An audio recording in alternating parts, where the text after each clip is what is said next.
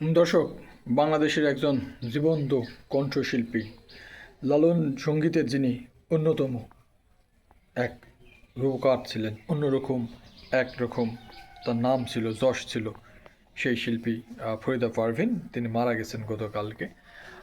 তার মৃত্যুর ব্যাপারে যখন নিউজ হলো, সেখানে আমরা দেখলাম বিএনপি মহাসচিব মির্জা ফখরুল ইসলাম আলমগীর এবং দলের চেয়ারপারসন যিনি তারেক রহমান এবং প্রধান উপদেষ্টা তারা শোক জানিয়েছেন।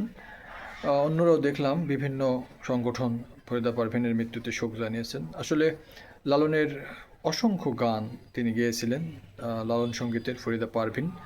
আর ফরিদা পারভিনের সবচেয়ে যে বিষয়টা আজকে বলবো আপনাদের, সেটা হচ্ছে তোমরা কি ভুলে গেছো মল্লিকাদের নাম। এই গানটি খুব জনপ্রিয় ছিল এবং এই গান দিয়েই তিনি বহু মানুষের, বহু শ্রোতার হৃদয় জয় করেছিলেন। বাংলাদেশের একজন গুণী শিল্পীকে হারিয়েছেন এমনই মন্তব্য করেছেন বিএনপি।